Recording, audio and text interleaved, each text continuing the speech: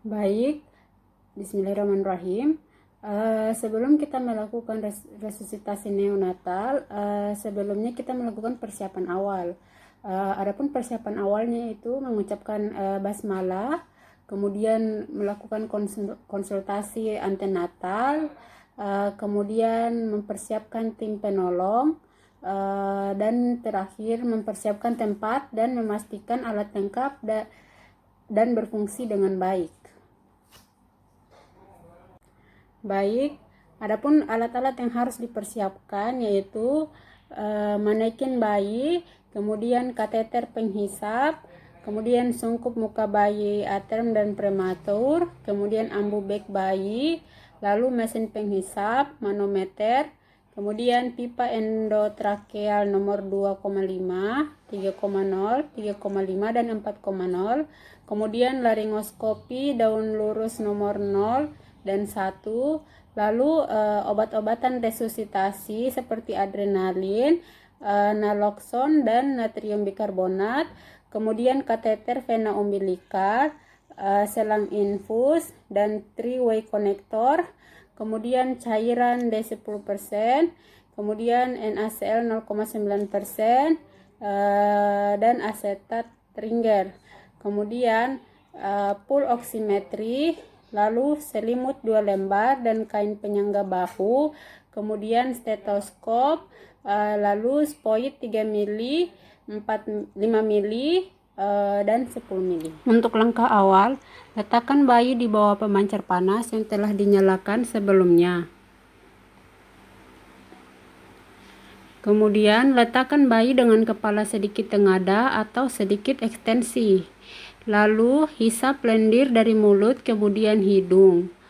Kemudian keringkan tubuh dan kepala dari cairan amnion.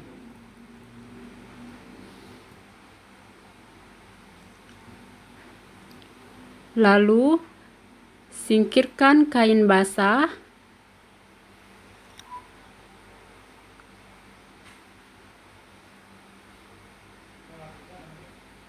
Kemudian perbaiki posisi kepala bayi agar leher agak tengadah. Lalu bersihkan mulut dan hidung bayi dengan penghisap. Kemudian posisikan bayi telentang, kepala posisi tengadah, jangan melakukan ekstensi yang berlebihan. Lalu berikan ganjal punggung dengan kain setebal 2,5 cm bila kepala bayi besar atau occiputnya menonjol.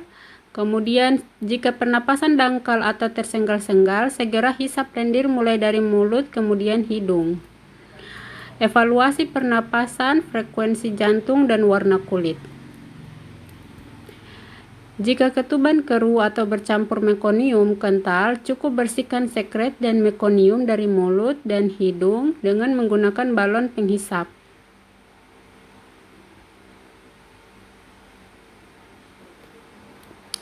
Untuk rangsangan taktil, cara rangsang taktil yang aman, menepuk atau menyentil telapak kaki,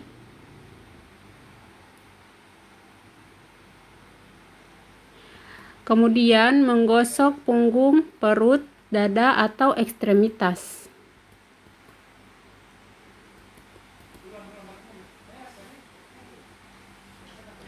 Lalu, evaluasi kondisi bayi.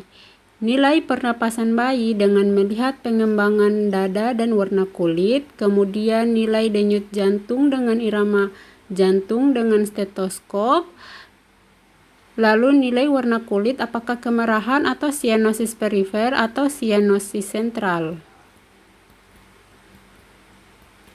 Untuk pemberian napas bantu, posisikan kepala bayi sedikit ekstensi atau ganjal bahu. Lalu bersihkan sekret terlebih dahulu dan pastikan jalan napas bersih. Lalu pasang pipa orofaring. Setelah itu, letakkan sungkup di wajah bayi dengan rapat agar tidak bocor melalui sisi sungkup. Berikan tekanan positif melalui ambu bag dengan lembut sambil melihat pengembangan dada bayi. Selanjutnya, evaluasi lagi pernapasan dan denyut jantung secara simultan.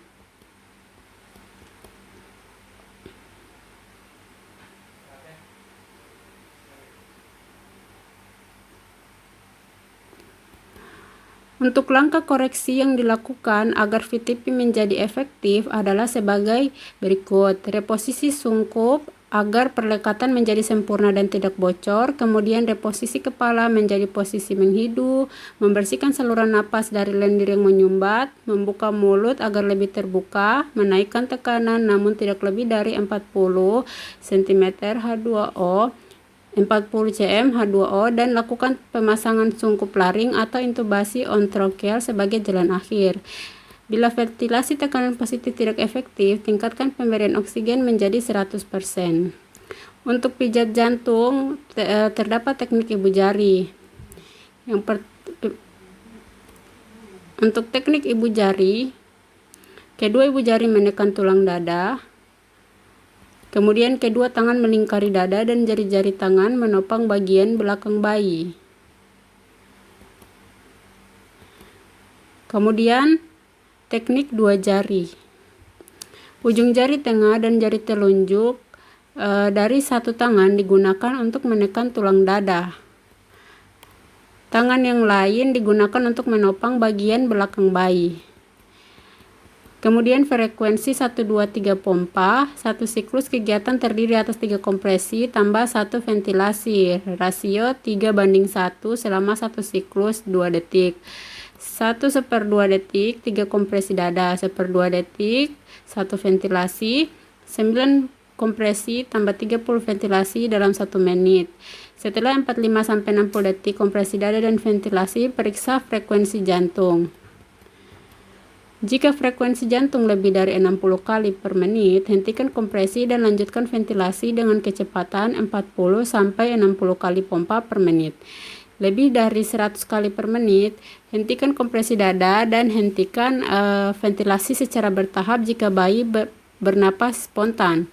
Kurang dari 60 kali per menit, lakukan intubasi pada bayi. Jika belum dilakukan, dan berikan epinefrin, lebih disukai dengan cara intravena.